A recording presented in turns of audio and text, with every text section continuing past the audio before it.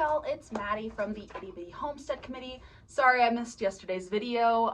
Danny made me go work out and get my hair done for my stupid mental health. So I took a little bit of a break yesterday, but I am back on schedule. We're gonna get everything out. I'm hoping to get this video up by noon. If it's a little late, I'm sorry, please forgive me. But let's hop into today's topic. Today we're going to talk about gestational cycles and babies when it comes to bunnies. So I've talked about breeding before, but let's talk about a timeline. So when you have a doe and a buck and you breed them together, that is day 0. When you get to day 10 to 14 after a doe has been bred, you can check to see if she is pregnant by palpating her. To palpate a doe, you put them like this and you feel up on their belly. This is a baby buck, but he is going to help me.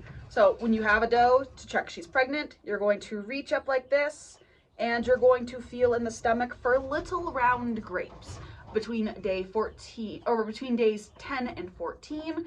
And that's how you can tell from palpation whether or not they're pregnant. It takes a lot of time to get good at palpation, but when you do, you can really start to feel it. Isn't he cute?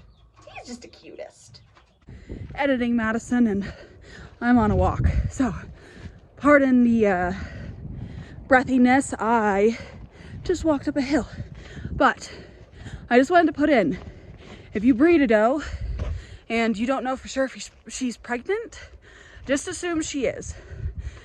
Do everything as if she were pregnant, just in case, because it's better to be wrong and her not be pregnant than her to actually be pregnant and have kits on the wire. So look at today.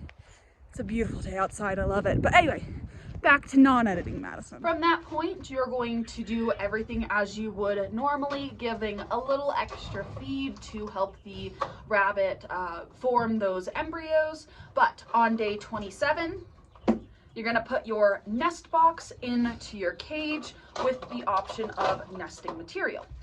From day 27 to 30, you should see some nesting behaviors and or fur pulling.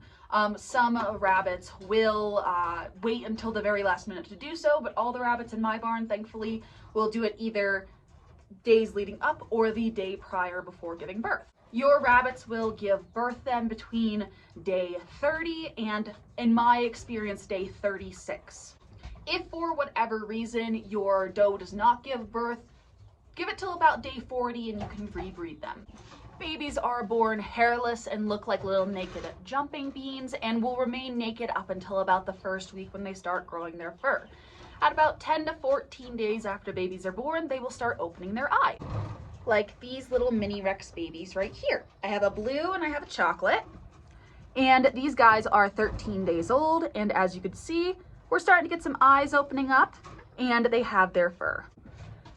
Between week 2 and 3, I will turn the nesting box on its side because babies will start being able to get in and out of the box.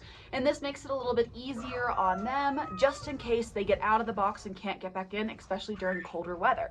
At 3 to 4 weeks, you can remove the nesting box with the babies and they will start eating food with mama on top of nursing from her.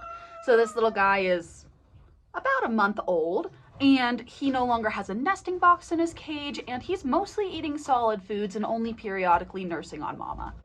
For the preference that I have in my barn, I will wait to rebreed my doe until her current babies are between 6 and 8 weeks old.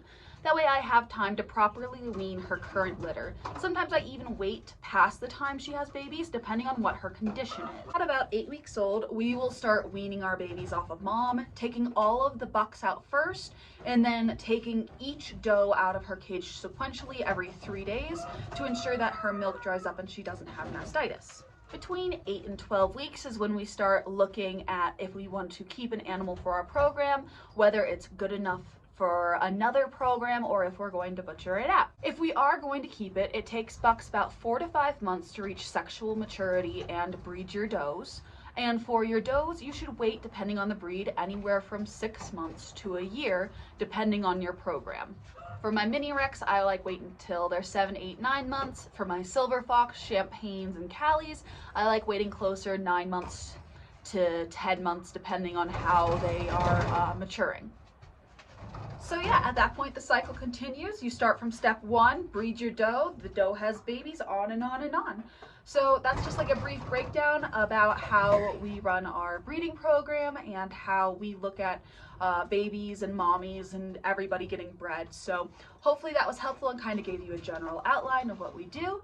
And I want to thank y'all so much for getting to this point and watching, and I'll see y'all in the next one. Bye.